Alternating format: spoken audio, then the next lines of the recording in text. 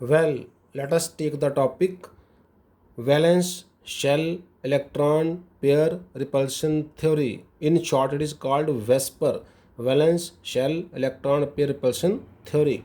This theory was proposed by Gillespie and Nyholm in around 1957 to predict shapes of covalent molecule. जो हमारे covalent molecule हैं उनका हम shape predict कर सकते हैं वो कैसा होने वाला है इस थ्योरी की सपोर्ट के साथ। इसके मेन पास्टुलेट स्टडी करते हैं।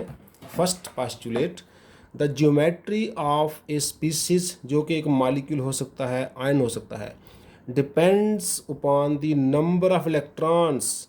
लेकिन कौन से इलेक्ट्रॉन्स? जो बॉन्ड पेयर वाले इलेक्ट्रॉन और लोन पेयर वाले इलेक्ट्रॉन। जैसे हमने कोवलेंट बॉन्ड बनाया था, हमने वहाँ देखा था कौन से बॉन्ड पेयर होते हैं और कौन से लोन पेयर होते हैं। तो ज्योमेट्री डिसाइड करने के लिए कौन से इलेक्ट्रॉन रिस्पॉन्सिबल हैं? बॉन्ड पेयर वाले और लोन पेयर वाले। कहाँ पर? In the valence shell of the central atom. जैसे CH4 है तो इसकी जो सेंट्रल एटम है वो कार्बन है, तो हमने देखना है कार्बन के वैलेंस शेल में कितने बॉन्ड पेयर्स हैं या कितने लोन पेयर्स हैं इलेक्ट्रॉन के। सेकंड पॉइंट, दीज इलेक्ट्रॉन जो पेयर्स हैं try to stay as far as possible.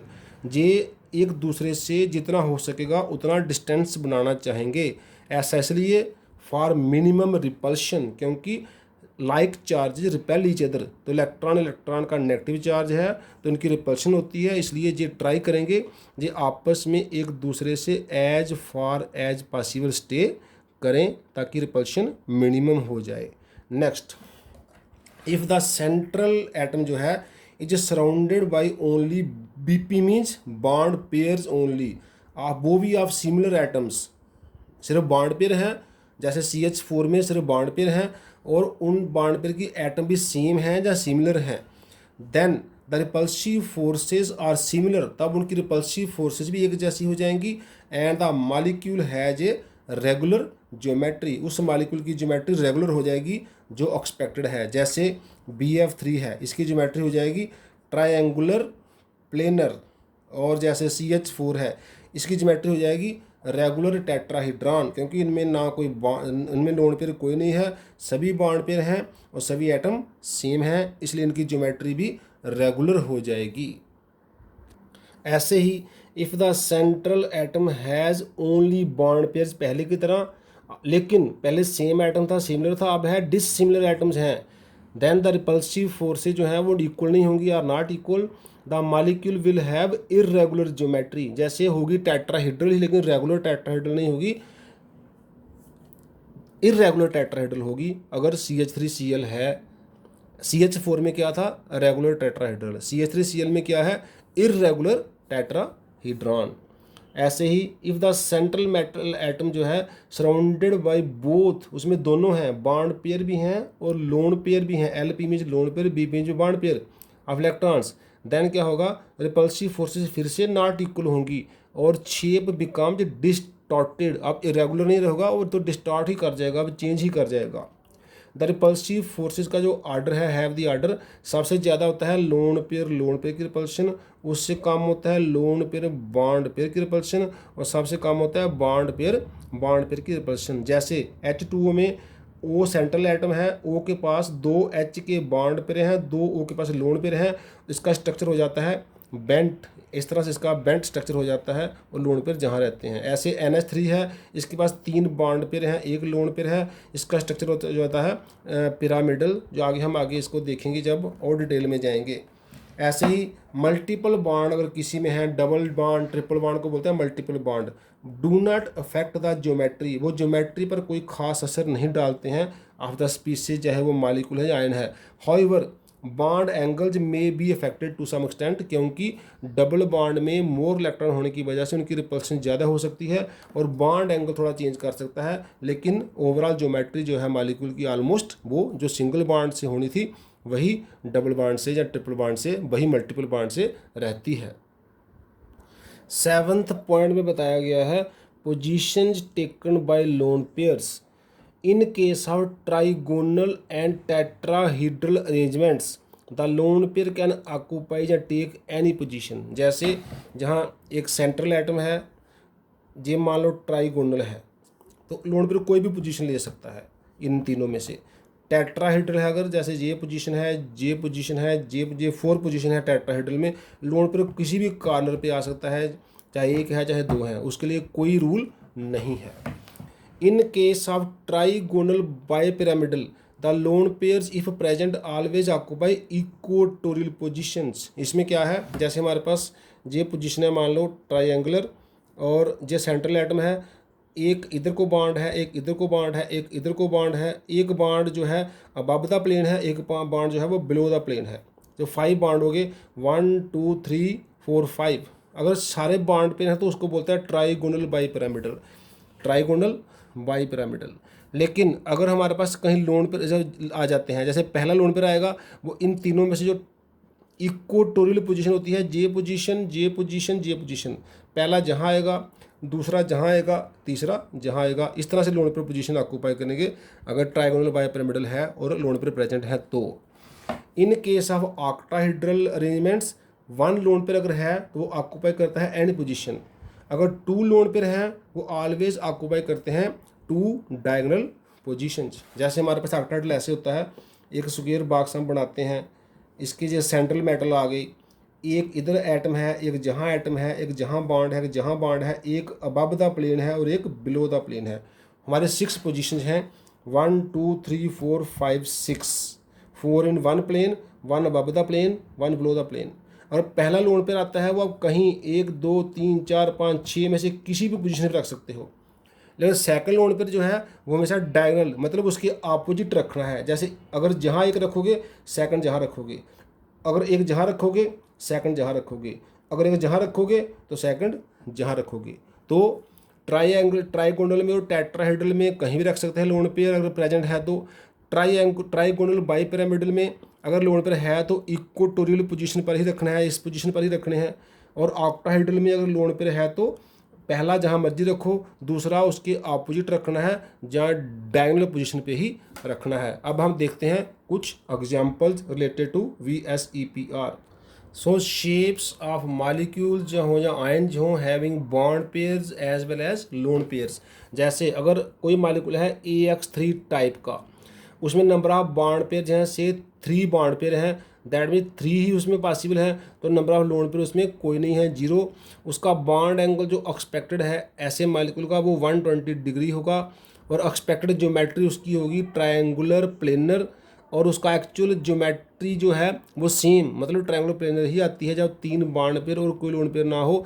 जैसे उसकी एग्जाम्पल है BF3, बी हमने पढ़ा हुआ है, इधर है F जो कि तीनों इक्विलेटरल ट्रायंगल के कॉर्नर पर हैं। जैसे एक ट्रायंगल ड्रा करो, उसके सेंटर में B है, एक F इस साइड है, एक F इस साइड है, एक F इस साइड है, तो वो हो जाएगा ट्रायंगुलर बाई प्लेनर, सॉरी वो हो जाएगा दिस ट्रायंगुलर प्लेनर स्ट्रक्चर, उसका बॉन्ड एंगल हो जाएगा 120 डिग्री।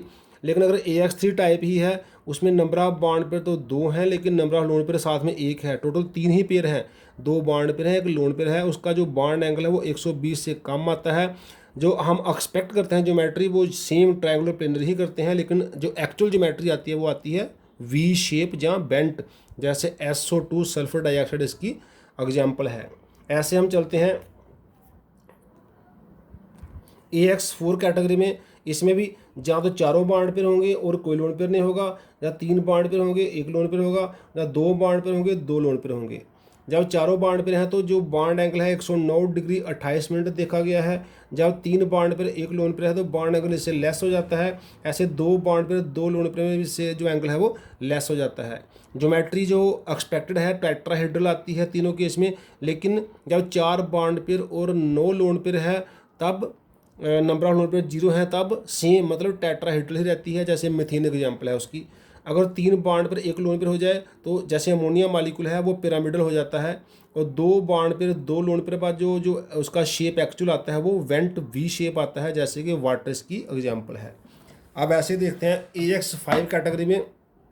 AX5 में जहाँ तो 5 बॉन्ड पेयर होंगे कोई लोन पेयर नहीं होगा, 4 बॉन्ड पेयर 1 लोन पेयर होगा, 3 bond pair 2 lone pair possible है, और 2 bond pair 3 lone pair possible है, क्योंकि टोटल 5 होने चाहिए। जहाँ 5 bond pair 4 bond pair 1 lone pair, 3 bond pair 2 lone pair, 2 bond pair 3 lone pair. जब पांचों बॉन्ड पेयर हैं तो बॉन्ड एंगल कुछ 120 होते हैं, कुछ 90 होते हैं। जैसे हमने पीछे ड्रा किया है, जैसे ये ट्रायंगल मान लो, ऐसे ट्रायंगल है, जो ये सेंट्रल एटम है, एक बॉन्ड इधर है, एक बॉन्ड इधर है, एक बॉन्ड इधर है, इनको बोलते हैं इक्वेटोरियल बॉन्ड एंगल। ये 120 डिग्री के हैं। एक जो इसके ऊपर एटम है अबव द प्लेन, एक इसके बिलो द प्लेन है। जो अबव द प्लेन है, जब बिलो द प्लेन है, उनका जो बॉन्ड एंगल है वो क्या है, वो 90 डिग्री है। तो इसको बोलते हैं ऐसे, जैसे एक इधर को जाएगा, एक इधर को जाएगा, एक अबव द प्लेन, एक बिलो द प्लेन जाएगा, और इसको बोलते हैं ट्रायंगुलर।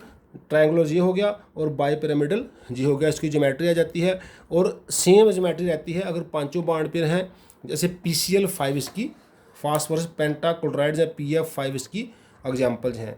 अब 4 बॉन्ड पेयर 1 लोन पेयर में जो बॉन्ड एंगल है वो 109 डिग्री 28 मिनट से थोड़ा कम हो जाता है, जो कि टेट्राहेड्रल का बॉन्ड एंगल है, क्योंकि 4 बॉन्ड पेयर रह गए।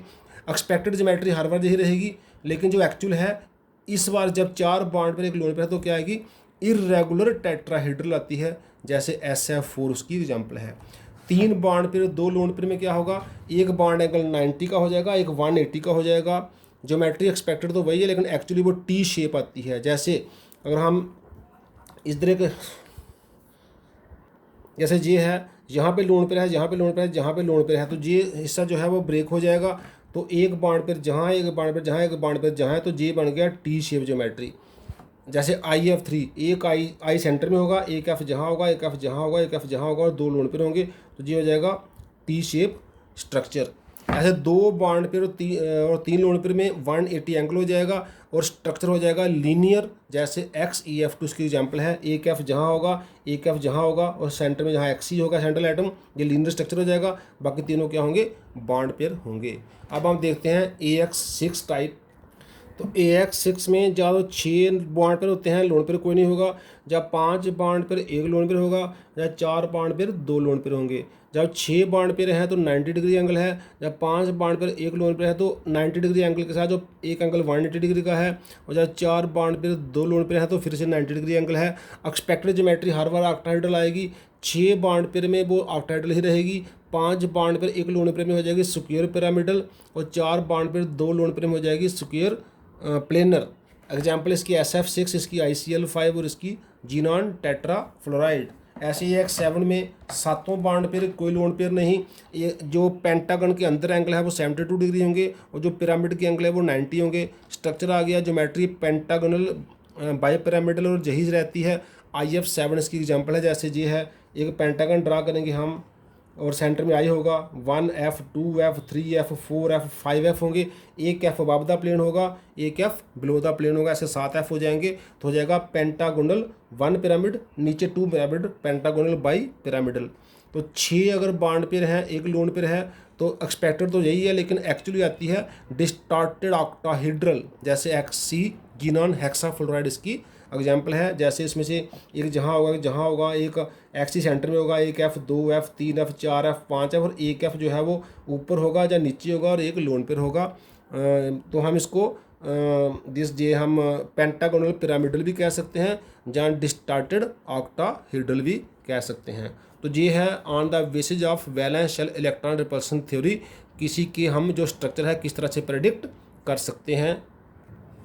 अब हम अंडरस्टैंड करते हैं टेट्राहेड्रल कैसे होता है। वो बच्चे प्रिज्म की तरह होता है। जैसे हमारे पास हम एक ट्रायंगल सेंटर में ऐसे बनाएं, उसमें से साइड पे 3 ट्रायंगल बनाएं। अब इन ट्रायंगल को मैं ऐसे फोल्ड कर रहा हूँ, ऐसे ऐसे। तो इसके सेंटर में जैसे कार्बन लाई करता है, जहाँ जो एटम है सेंट्रल एटम लाई करती है, और 1 कॉर्नर 2 कॉर्नर 3 कॉर्नर और ये 4th कॉर्नर। इस तरह रेगुलर टेट्राहेड्रल कुछ इस तरह की होती है, जैसे प्रिज्म होता है। उसके 4 कॉर्नर्स पे 4 एटम लाई करती हैं, और सेंटर में मिडिल में क्या करती है, सेंट्रल एटम लाई करती है। अगर ट्रायंगुलर बाई पिरामिडल की बात करें, उसमें 5 बॉन्ड होते हैं। तो 1 एटम जहाँ लाई करती है, 2 जहाँ लाई करती है, 3 जहाँ लाई करती है, 4th जहाँ लाई करती है, और 5th इसके बैक साइड पे अगर हम इसको इधर कर दें, वो इस साइड लाई करती है। जैसे उसमें क्या है, 5 एटम है, तो नीचे एक ट्रायंगल है, ट्रायंगल बेस आ गया। एक बार इन ट्रायंगल को आपने एक साइड फोल्ड किया, वो 4th एटम आ गए। एक बार इधर फोल्ड किया, वो 5th एटम आ गए, इस तरह इस साइड। मतलब एक इस ट्रायंगल के ऊपर, एक इस ट्रायंगल के नीचे।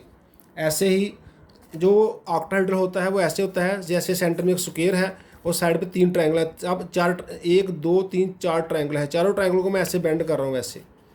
तो हमारी एक एटम कहाँ लाई करेगी, इस कॉर्नर पे, एक इस कॉर्नर पे, एक इस कॉर्नर पे, एक इस कॉर्नर पे। जो स्क्वायर के 4 कॉर्नर हैं वहाँ पे 4 हमारी एटम लाई करेंगी। फिर फोर्थ एटम जो ट्रायंगल को बेंड करके जहाँ मतलब अबव द प्लेन इस स्क्वायर के ऊपर लाई करेगी। और सिक्स्थ एटम इसके नीचे, अगर हम इसको इधर बेंड कर दें, अगर हम इधर बेंड करें तो फिफ्थ एटम जहाँ लाई करेगी, अगर इधर बेंड करें तो सिक्स्थ एटम जहाँ लाई करेगी। तो ये स्क्वायर है, इसके 1 2 3 4 एटम जहाँ लाई करेंगी। फिफ्थ एटम इसके ऊपर ऐसे लाई करेगी जहाँ पे ये ट्रायंगल ज्वाइन हो रही हैं, और सिक्स्थ एटम इसके बैक साइड पे जहाँ लाई करेगी जहाँ ये ट्रायंगल ज्वाइन हो रही हैं। तो ये ऑक्टाहेड्रल ज्योमेट्री इस तरह की होती है। आज हम यहीं क्लोज करते हैं। थैंक्स।